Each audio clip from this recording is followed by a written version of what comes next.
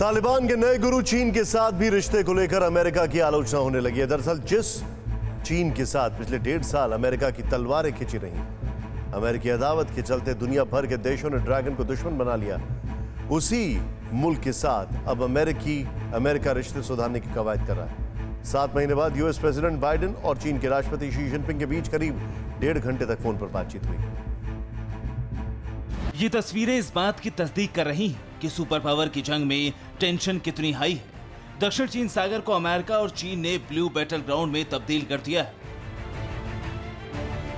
हाल ही में अमेरिका ने इस नीले रण क्षेत्र में 2 एयरक्राफ्ट कैरियर और बड़ी संख्या में लड़ाकू विमान तैनात किए, जिससे घबराए चीन ने भी अपने कृत्रिम द्वीपों पर फाइटर जेट तैनात कर दिए। गुरुवार और शुक्रवार को लेझाओ प्रायद्वीप के पश्चिमी इलाके में चीन ने जोरदार युद्धाभ्यास किया। मतलब साउथ चाइना सी में चीन और अमेरिका के बीच वार पलटवार जारी है। इसके अलावा अमेरिका चीन के साइबर सुरक्षा उल्लंघन, कोरोना महामारी में बीजिंग की भूमिका और चीन के प्रतिरोधी और अनुचित व्यापार प्रथाओं से भी नाराज है, जिसके चलते अमेरिका ने चीन से सारे नाते रिश्ते तोड़ दिए। चाइनीज वायरस के नाम पर अमेरिका में राष्ट्रपति चुनाव तक लड़े गए और चीन को अलग थलग करने के लिए अमेरिका ने पूरा जोर लगा दिया। लेकिन अब अमेरिका और चीन से जो खबर आ रही वो पूरी दुनिया को चौंका रही है। अमेरिका और चीन में तनाव के बीच 7 महीने में पहली बार जो बाइडेन और शी जिनपिंग ने एक दूसरे से फोन पर सीधी बात की है। अमेरिका के व्हाइट हाउस और चीन के सरकारी मीडिया ने दोनों नेताओं के बीच बातचीत की पुष्टि भी की। व्हाइट हाउस के मुताबिक दोनों नेताओं के बीच करीब 90 मिनट तक बातचीत हुई, जिसमें जो बाइडेन ने इंडो पैसिफिक और पूरी दुनिया में शांति, स्थिरता और समृद्धि का मुद्दा उठाया। इसके अलावा दोनों नेताओं ने प्रतिस्पर्धा सुनिश्चित करने के लिए दोनों देशों की जिम्मेदारी पर चर्चा की। मतलब बाइडेन ने इस बात पर जोर दिया कि अमेरिका और चीन के रिश्तों को किस तरह से बढ़ाया जाए। चीनी मीडिया ने भी कहा कि शी और बाइडेन की बातचीत खुले दिल से हुई और काफी विस्तृत रही। लेकिन चीन के भोपू मीडिया ग्लोबल टाइम्स ने जो दावा किया है वो अमेरिका की फजीहत करा रहा है। ग्लोबल टाइम्स के मुताबिक जो बाइडेन ने जिनपिंग के साथ बातचीत में कहा है कि अमेरिका का वन चाइना प्रिंसिपल को बदलने का कोई इरादा नहीं है। इसके अलावा अमेरिका ने द्विपक्षीय संबंधों को वापस पटरी पर लाने की दिशा में काम करने पर सहमति जताई और गलतफहमी से बचने के लिए चीन के साथ अधिक स्पष्ट संवाद के लिए तैयार है। तो यहाँ सवाल ये उठता है कि जो अमेरिका चीन को कोरोना के लिए जिम्मेदार ठहरा रहा था, जो अमेरिका चीन को तकनीक चोर बता रहा था, उस चीन से अमेरिका को रिश्ते सुधारने की जरूरत क्यों पड़ी?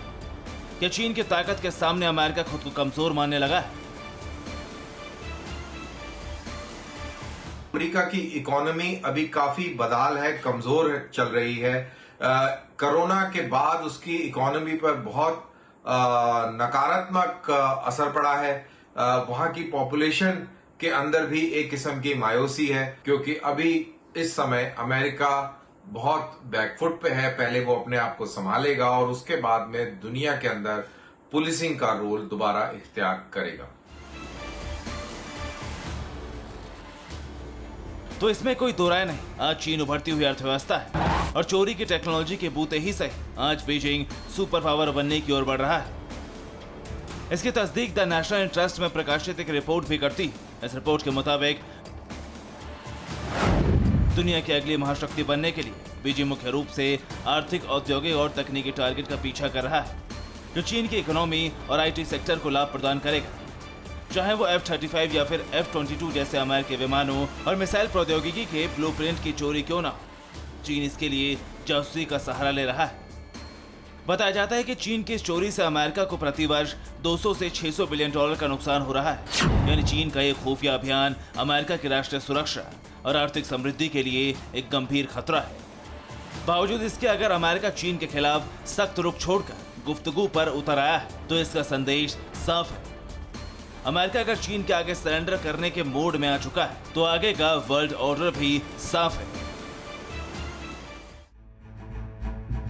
परवाह देश की, सोमवार से शुक्रवार रात 10 बजे TV9 भारतवर्ष पर।